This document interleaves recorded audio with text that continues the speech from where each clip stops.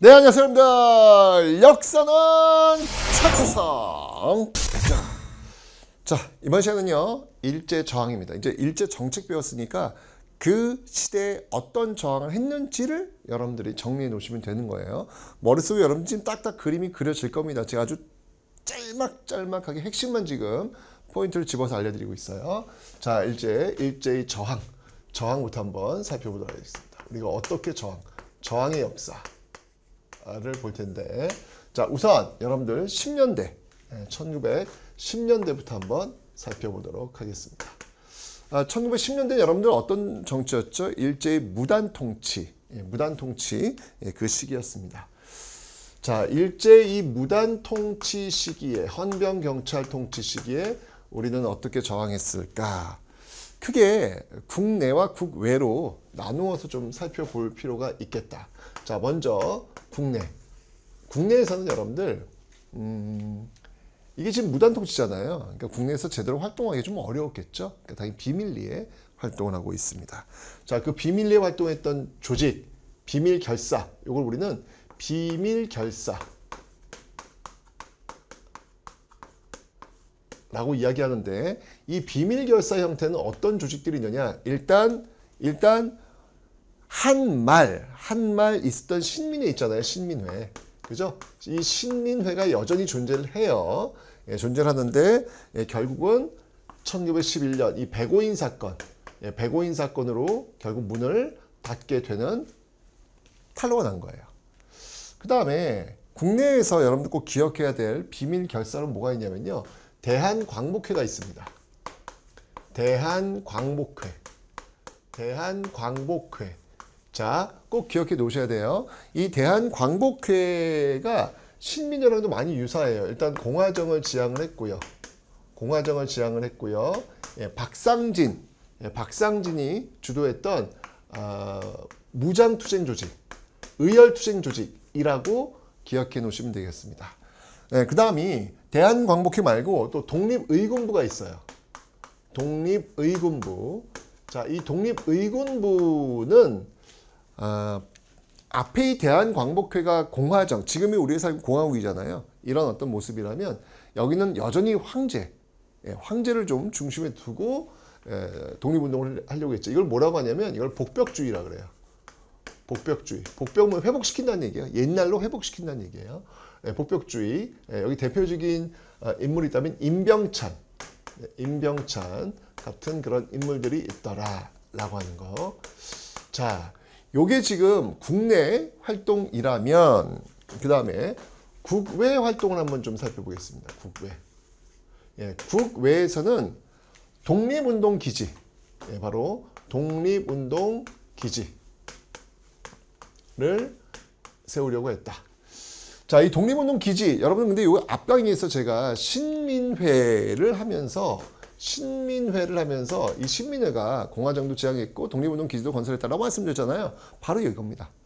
이 신민회 같은 경우에는 여러분들 서간도 지역에서 경학사 회원들이 이 경학사 뭐 이런 것들을 조직해가지고 나중에 이제 만든 학교가 뭐냐면 신흥무관학교라는 거예요.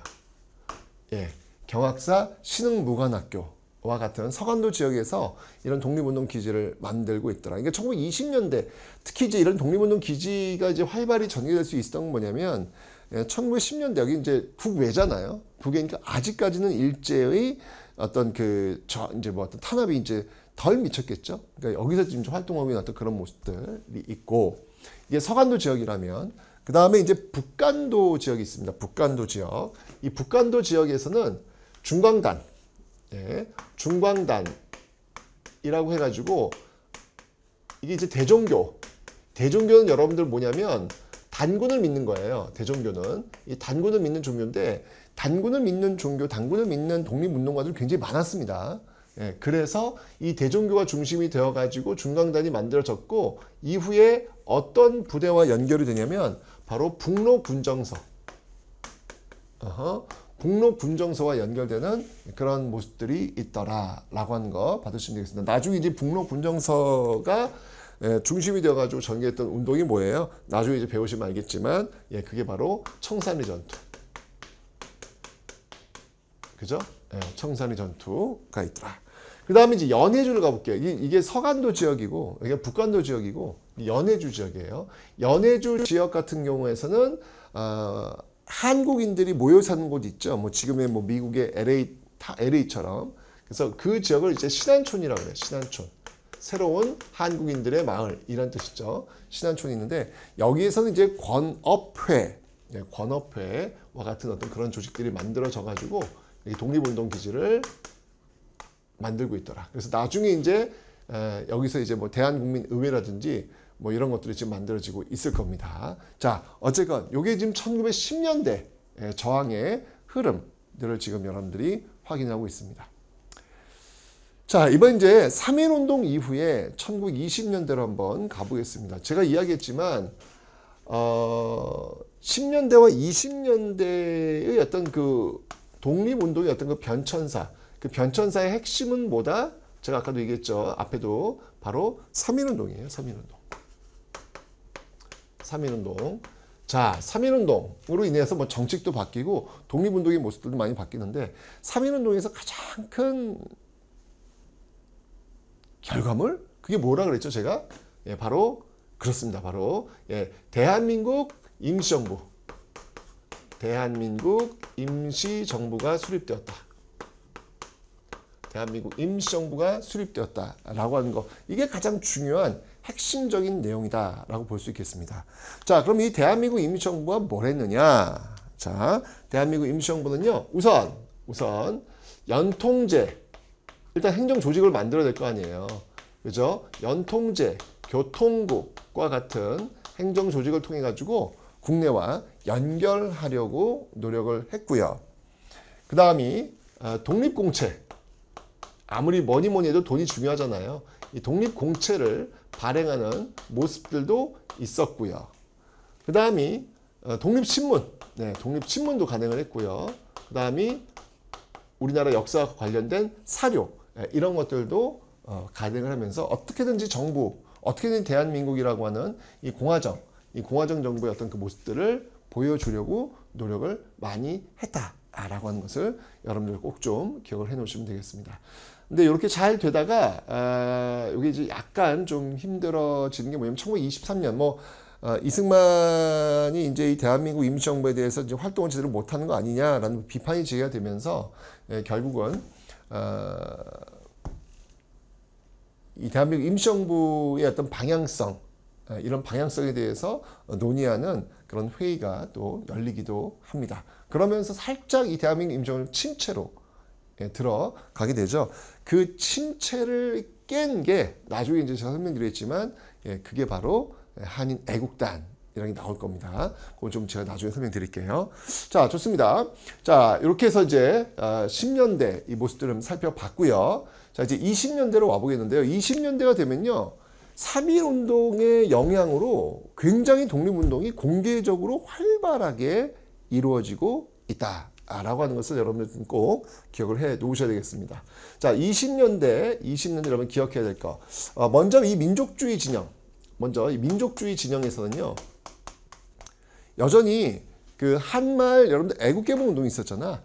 그 애국개몽 운동의 일환으로서 계속 이어져서 실력 양성 운동으로 전개가 되고 있습니다. 똑같이 언론, 교육, 그리고 식산 흥업 이렇게 나오고 있는데 특히 민족주의 진영에서 여러분 꼭 기억해야 될 게 뭐냐면 바로 제가 앞에 1920년대 여러분 앞강의에서 1920년대 오면서 왜 회사령이 폐지되고 관세 폐지됐다고 그랬잖아요. 그래서 일본 자본이 마구 들어와서 어떤 운동이 정리됐다고 그랬죠? 국산품 애용 운동. 맞습니다.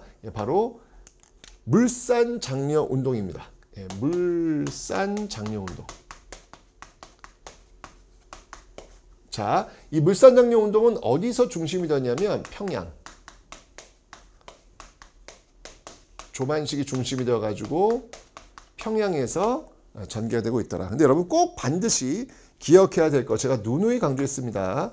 물산장려 운동이 시험에 나온다면 반드시 VS 한 말에 있었던 국채보상운동을 반드시 기억하시라 라고 제가 설명을 드렸습니다. 이 국채보상운동 여러분 대구에서 출발합니다. 대구에서. 그리고 대한매일신보 대한매일신보라고 하는 거. 그래서 이 두 개, 한말 신민회와 이제 좀 더 경과이겠지만 신간에 구분하셔야 되고요. 이 물산장려운동과 국채보상운동, 한말 국채보상운동, 그다음에 일제강점기 1920년 물산장려운동 반드시 여러분 구분하셔야 돼요. 시험에 꼭 나옵니다. 시험에 꼭 나오는 키워드를 제가 지금 설명을 드린 거예요.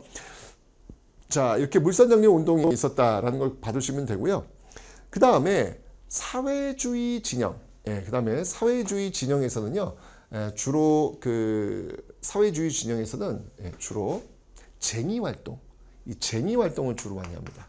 사회주의 진영에서는 쟁의 활동을 많이 하는데 1920년대 초반에 있었던 암태도, 소작쟁의, 그 다음이 노동자들의 원산 부도 노동자 총파업과 같은 어떤 이런 쟁의 형태들, 이 쟁의 형태들을 주도하고 있었는데 중요한 건 뭐냐면 이 민족주의 진영과 사회주의 진영이 손을 잡는다는 거죠. 네, 손을 잡는다는 거죠. 이게 제일 중요한 핵심적인 내용입니다. 여러분들 반드시 기억하셔야 돼요. 자, 그래서 만들어지는 조직이 뭐다? 그게 바로 신간회다. 그게 바로 신간회. 너무 중요합니다, 여러분들. 반드시 기억해 두셔야 돼요. 뭐 이 신간회를 만들기 위해서 뭐 그 이전에 뭐 여러 가지 어떤 활동들이 있었는데 일단 선언을 해요. 그 선언이 뭐였냐면 바로 정우회 선언이라는 겁니다. 네, 정우회 선언. 이 정우회 선언이라고 하는 건 뭐냐면 사회주의 진영과 민족주의 진영이 이제 함께 일할 수 있겠다라고 하는 선언을 한 거예요. 그 결과물이 바로 신간회다. 이게 너무 중요합니다, 여러분들. 꼭 나오니까 반드시 기억을 해 놓으셔야 돼요. 신간회는 민족유일당운동, 민족유일당운동, 그리고 공개단체라고 하는 것을 꼭꼭꼭꼭꼭 기억을 좀 해 놓으셔야 된다라는 말씀 드릴게요. 자, 그런데 이 신간회를 여러분들이 기억하실 때 꼭 잊지 마셔야 될 게 뭐냐면 학생운동, 대중운동과 연결이 되어 있다라는 것이죠. 자, 뭐냐면, 자, 보세요, 여러분들. 자, 여기서 이제 대중운동, 그 이외, 기타, 그 이외의 대중운동을 좀 살펴볼 텐데, 자, 우선, 자, 이때 이 대중운동으로 있었던 여러 가지 운동들 중에서 소파 방정환, 어린이 운동이 있고요. 어린이 운동이 있고요. 그 다음이 이 신간회의 자매단체가 있어요. 여성단체. 그게 뭐냐면 근우회 라고 하는 여성단체 활동이 있더라라는 걸 받으시면 되는데 어린이 활동도 있었고 어린이 소파 방정환 같은 경우 그 다음에 그 백정 있죠. 백정들이 주도했던 형평운동이라는 것도 있습니다. 형평운동. 진주에서 출발했는데요. 백정들이 중심이 되어가지고 신분차별 폐지 운동을 신분차별을 좀 하지 말라라고 전개했던 이 형평운동도 있습니다. 그 다음에 학생운동이 있어요. 학생운동이 있는데 그 학생운동의 대표적인 게 뭐냐면 바로 60만세 운동이에요. 자, 3.1운동은 여러분들 이 3.1운동은 누가 죽으면서 전개되었냐면 고종이 죽으면서 전개되었잖아요. 그죠? 반면에 60만세 운동은 순종이 죽으면서 전개가 된 거예요. 그의 아들 순종이 죽으면서 전개가 된 건데 이 60만세 운동 때 이 사회주의 진영과 민족주의 진영이 좀 협업하는 모습을 보여요. 이게 보이게 되면서 바로 이 학생운동이 어떤 이런 모습들을 통해 가지고 신간에 민족주의 진영과 함께 할 수 있겠구나 라고 하는 어떤 그런 신호를 준 거예요. 신호를 주니까 이걸 여기다 가야 되겠다. 신호를 주니까 그래? 그러면 우리 한번 함께 해보자 라고 하는 정우회 선언이 나온 거야. 정우회 선언이 나온 거야. 한번 해보자 라고 해서 이 신간회 활동, 이 신간회라고 하는 그 조직이 만들어졌고 이 신간회가 적극적으로 확산시키려고 했던 운동이 뭐다? 그 운동이 바로 광주 학생 항일 운동이라는 거예요. 광주 학생 항일 운동이다 라고 하는 거. 그래서 여러분들이 이 흐름을 잘 기억해 두셔야 돼요. 60만세 운동이 나왔고 정우회 선언을 통해 가지고 신간회라고 하는 유일당 운동이 만들어졌고 하나의 통합운동이 만들어졌고 가장 큰 조직이에요. 그리고 여기서 지금 하려고 했던 게 바로 이 광주 학생 항일운동을 확산시키려고 했구나 라고 하는 요 흐름은 너무너무 중요하니까 여러분들이 반드시 기억을 해 놓으셔야 된다. 60만 세 운동이 먼저고 1번 쉽게 얘기하면 1번 2번 3번 4번 이렇게 여러분들이 이어 내려오면 되겠다라는 말씀을 드립니다. 됐죠? 좋습니다. 꼭 기억을 좀 해 놓으셔야 되겠습니다. 자, 그러다가 30년대로 한번 가볼게요. 이제 여기서 여러분들이 이제 꼭 이제 하나 추가해야 될 게 뭐냐면 3.1운동 이후에 또 이제 중요한 게 뭐냐면 바로 항일 무장투쟁. 이 항일 무장투쟁이 또 적극적으로 전개되었다라고 하는 특징이 있어요. 자, 그 부분을 한번 좀 정리하고 넘어가 봅시다. 네, 항일 무장투쟁. 자, 무장투쟁입니다. 여기서 이제 무장투쟁. 1920년대 무장투쟁. 대표적인 무장투쟁으로는요. 첫 번째 뭐가 있냐면 네, 바로 봉오동 전투.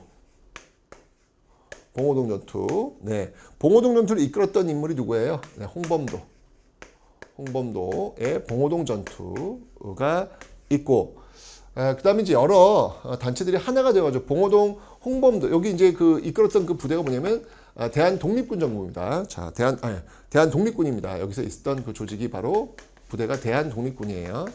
대한 독립군이고, 그 다음이 청산리 전투. 주도했던 인물은 김좌진이잖아요. 그죠? 물론 근데 이 청산리 전투에는 이 대한독립군도 합류합니다. 네, 여기는 이제 북로 군정서가 있겠죠. 그죠? 여기에 또 합류하는 모습들도 있고요. 그래서 1920년대는 이 봉오동 전투와 청산리 전투를 좀 기억을 해 놓으셔야 돼요. 물론 이 과정 속에서 바로 이런 봉오동 청산리 전투를 진압하기 위해서 일제가 간도참변을 일으키는 아픔도 분명히 있습니다. 네, 기억해 놓으시면 되겠죠. 1920년대 이런 저항의 모습들이에요. 3.1운동 이후에 굉장히 각 분야에서 활발해지고 있구나라는 것을 여러분들이 느끼시면 되겠습니다. 자, 그러다가 이제 30년대로 한번 넘어가 보도록 하겠습니다. 30년대. 자, 30년대는 왜 달라질까? 여러분 제가 말씀드렸잖아요. 30년대는 네, 바로 일제가 전쟁을 일으킨 어떤 그런 과정들이 많잖아요. 민족말살 통치 정책 뭐 이런 것들이 나오잖아요. 그죠? 그러니까 이런 과정 속에서 활동이 참 어렵습니다. 참 어렵습니다. 그래서 이때는 이제 그 안에서 내부적으로 여러 가지 활동들을 하는데 뭐 대표적인 게 있다면 부나로드 운동, 그 다음이 조선어학회.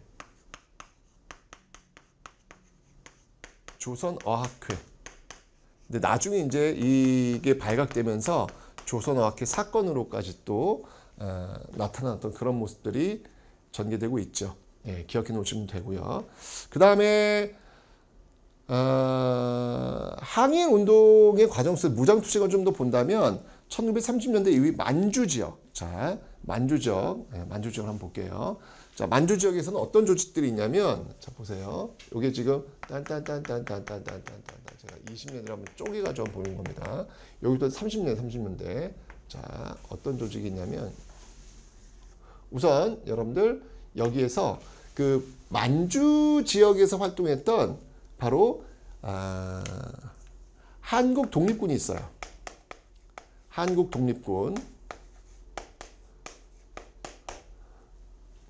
그 다음에 조선혁명군이 있습니다. 근데 한국 독립군을 주도했던 인물이 누구냐면 지청천 장군이에요. 지청천. 이 지청천 장군의 한국 독립군이 어떤 승리를 거두었는지는 기억해 놓으셔야 돼요. 그게 뭐냐면 바로 쌍대 전투입니다. 그게 바로 쌍성보 대전자령 전투. 쌍전투. 기억해 놓으셔야 되고요. 그 다음에 또 어떤 조직이 있냐면 함께 했던 조직인데요. 바로 조선혁명군이 있어요. 조선혁명군.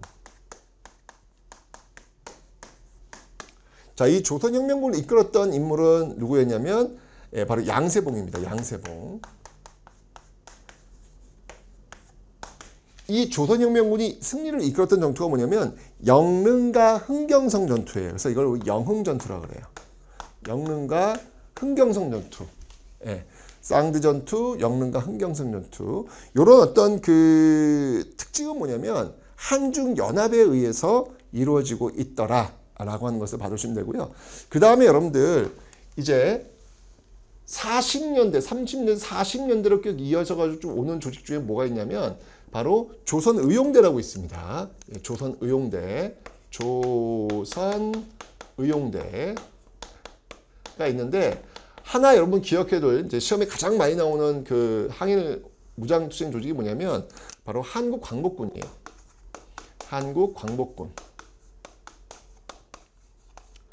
자, 한국광복군은 앞에서 만들어진 그 대한민국 임시정부 산하, 시험에 가장 많이 나오는 그 부대가 바로 이 한국광복군인데 나중에 이 조선의용대도 역시 이 한국광복군에 합류를 합니다.